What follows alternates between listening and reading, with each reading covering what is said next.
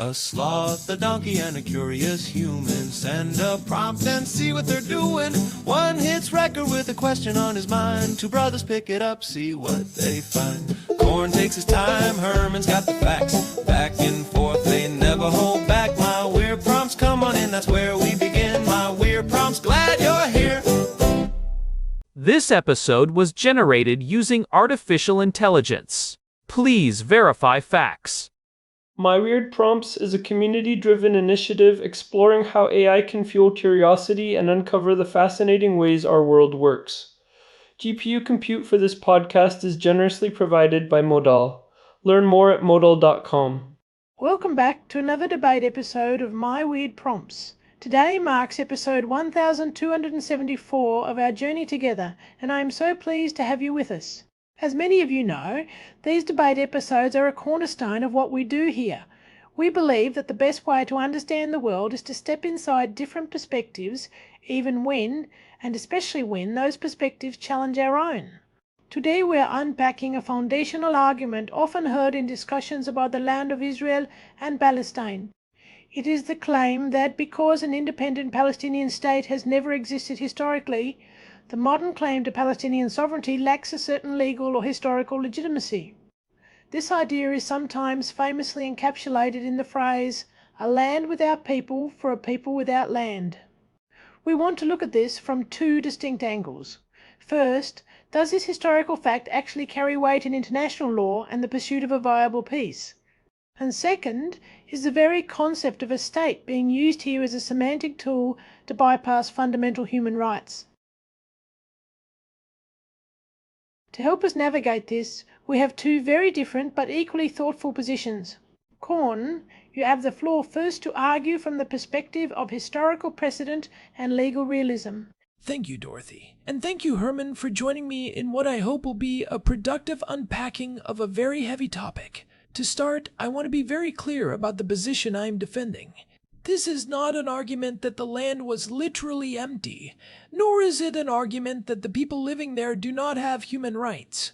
Rather, it is an argument that in the realm of international law and the practical building of a stable peace, historical facts regarding sovereignty matter immensely.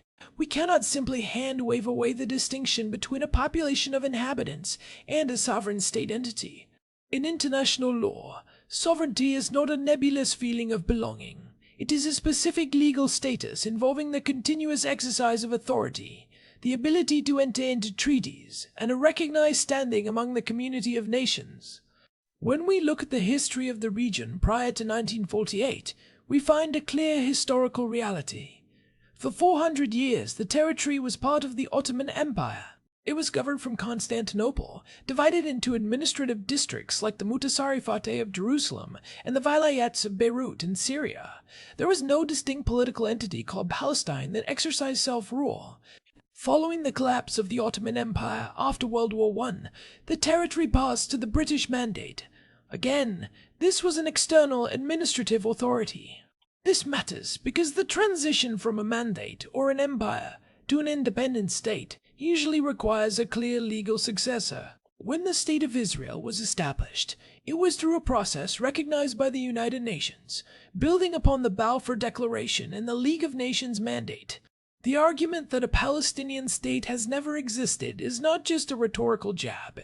It is a statement of legal fact that complicates the claim to a specific, pre-existing national sovereignty. If a state never existed, then the current demand is not for the restoration of a lost sovereignty, but for the creation of a brand new one on land where another recognized sovereign already exists. We actually touched on the complexities of this administrative history in episode 483, where we discussed the legal lasagna of the region. If we ignore these historical layers, we risk building a peace process on a foundation of sand. Legal realism requires us to acknowledge that rights to territory in the modern world are largely determined by treaties, international recognition, and the actual exercise of governance. To suggest that the lack of prior statehood is irrelevant is to suggest that the entire framework of international law, which relies on the continuity of states, is also irrelevant. Furthermore, we have to look at the phrase, "land without people, for a people without land." While often criticized today, from a 19th century legal perspective, it referred to the concept of terra nullius, or land that was not under the sovereignty of a recognized state. In the eyes of the international legal community of that era, a territory without a centralized Westphalian-style government was legally vacant in terms of sovereignty, even if it was physically populated. While our moral sensibilities have evolved, the legal structures of our world were built on these definitions. To reach a viable two-state solution, as we discussed the mechanics of in episode 544, both sides must deal with the world as it is, not just as they wish it to have been. Acknowledging that there was no prior Palestinian state provides the necessary clarity to negotiate the birth of a new state, rather than litigating a historical claim that lacks a legal precedent. Thank you, Corn, for that grounded look at the legal and historical framework. Herman, the floor is now yours to present the argument for modern sovereignty and human rights. Thank you, Dorothy. I appreciate Korn's focus on the legal mechanics, and I think he accurately represents the traditional state-centric view of international law. However, I believe that focusing on the lack of a Westphalian state is a profound category error.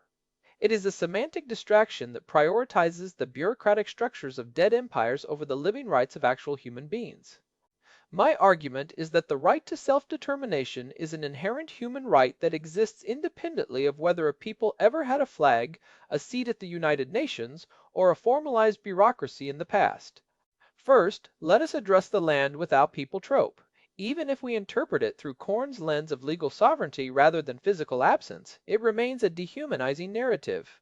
By labeling a land as vacant because its inhabitants have not organized themselves into a European-style state, you effectively strip those people of their political agency. The people of the region had a distinct culture, a shared language, deep ancestral ties to the land, and a developing national identity long before the 20th century. To say their claims are less legitimate because they were ruled by the Ottomans is like saying the Greeks had no claim to Greece because they were under Ottoman rule for centuries. Identity and the right to self-rule precede the state. The state is merely the vehicle for that identity. Second, we must recognize that modern statehood itself is a relatively recent construct. Most of the nations on Earth today did not exist as independent sovereign states 200 years ago. The map of the Middle East, Africa, and Southeast Asia is filled with states that were created out of the collapse of colonial empires. If we applied Korn's logic universally, we would have to question the legitimacy of dozens of modern nations. If a prior history of independent statehood were a prerequisite for sovereignty, then the United States, Jordan, Lebanon, and even arguably the modern state of Israel would face a crisis of legitimacy. Sovereignty in the modern era is defined by the presence of a distinct population with a national consciousness living within a defined territory. It is a forward-looking right, not a backward-looking reward for historical administrative success. Furthermore, the focus on historical statehood ignores the evolution of international law after 1945. The United Nations Charter and the International Covenant on Civil and Political Rights both place the self-determination of peoples at the very center of the global order. Article 1 of the Charter does not say the self-determination of previously recognized states. It says peoples. This shift was a deliberate move away from the legal realism Korn describes, which often served to justify colonial expansion. We move toward a framework where the rights of the population are the source of the state's legitimacy, not the other way around. When we argue that a Palestinian state never existed, we are using a 20th century definition of statehood to retroactively disqualify a 19th century population. It is a logical fallacy. It ignores the fact that the Palestinian national identity was forged in the same crucible of post-Ottoman transition as the Zionist identity. Both were emerging movements seeking a home in a world where old empires were dying.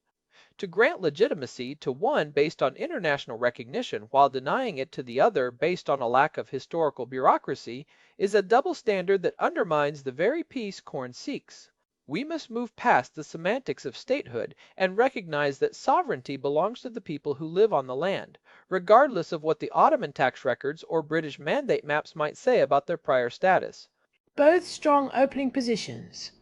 Korn has emphasized the necessity of historical continuity and the legal frameworks that define our world, while Herman has pointed us towards the evolution of human rights and the inherent right of self-determination. Now let us see how these positions hold up under scrutiny as we move into round two. Korn, you have the floor for your rebuttal. Thank you, Dorothy. Herman, I want to start by conceding a very important point you made. You're absolutely right that a national identity often precedes the formal structures of a state. The Palestinian identity, much like the Zionist identity, was indeed forged and sharpened in the late 19th and early 20th centuries, as the Ottoman Empire began to crumble. I am not disputing the existence of a people or their culture. However, where I must push back is on the idea that this identity automatically translates into a legal claim of prior sovereignty that can be used to invalidate other legal claims.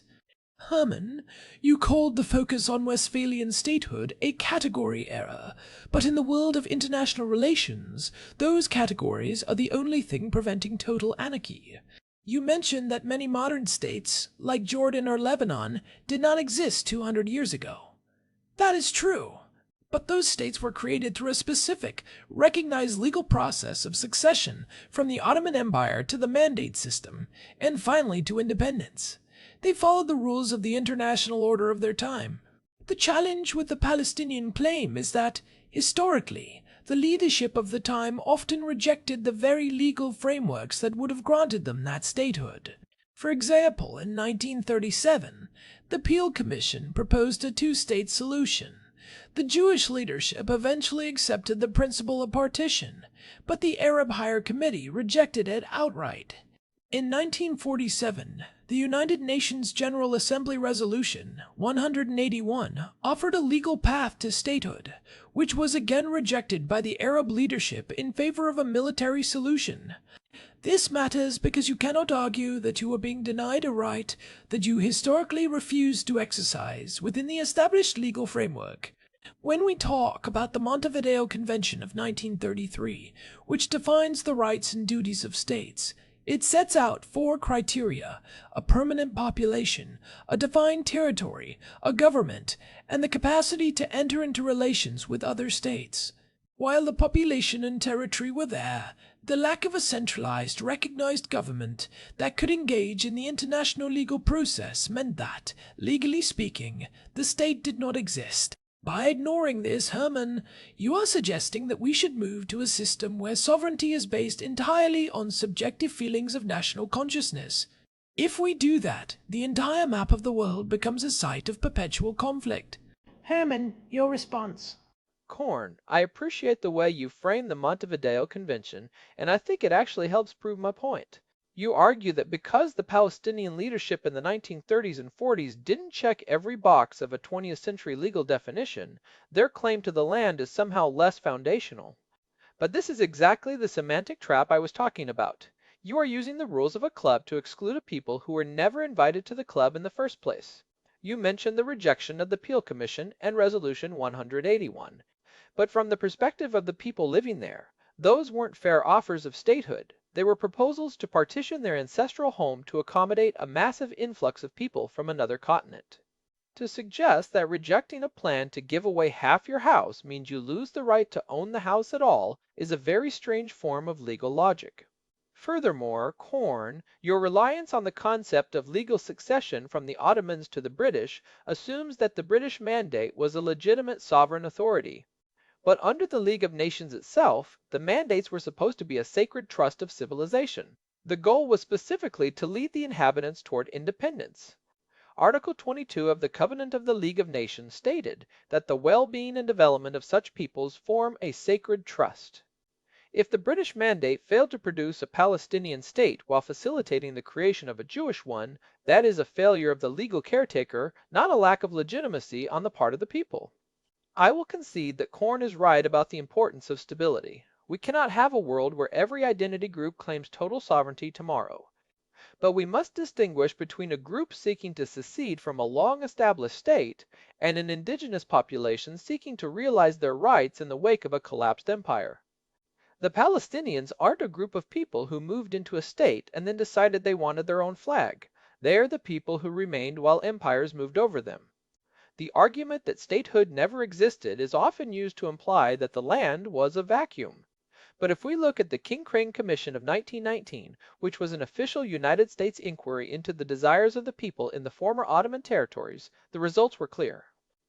The people of the region wanted an independent, unified state. They had a political will. To use the remnants of colonial legalism today to deny a people their basic rights is to remain stuck in a 19th century mindset. This brings us to a very interesting intersection.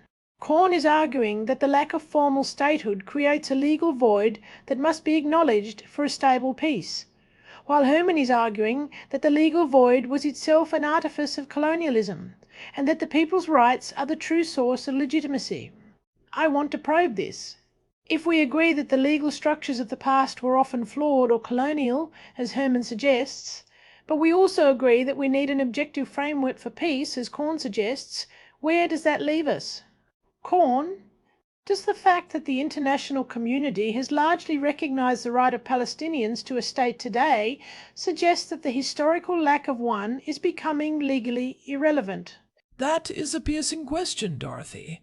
I would argue that the international community's current recognition of the Palestinian right to statehood actually reinforces my point. That recognition is a modern political development, not a historical legal fact. Because it is a modern development, it must be negotiated within the context of the world as it exists now, which includes a sovereign state of Israel. If we pretend that a Palestinian state always existed in a legal sense, then the existence of Israel becomes an illegal occupation of another state's territory from day one. That is a recipe for eternal war. But if we acknowledge that there was no prior state, then we are talking about two peoples with competing claims to the same land, one of whom has successfully established a state and one of whom is seeking to do so. This framing allows for a compromise. It allows us to say that while the past was a series of administrative layers, the future requires a new legal agreement that draws new lines. And Herman, if the historical lack of a state is truly irrelevant, how do we determine the borders and the specific legal character of a new state without relying on those very historical administrative maps that you find so problematic? To your question, Dorothy, I think we have to look at the people on the ground.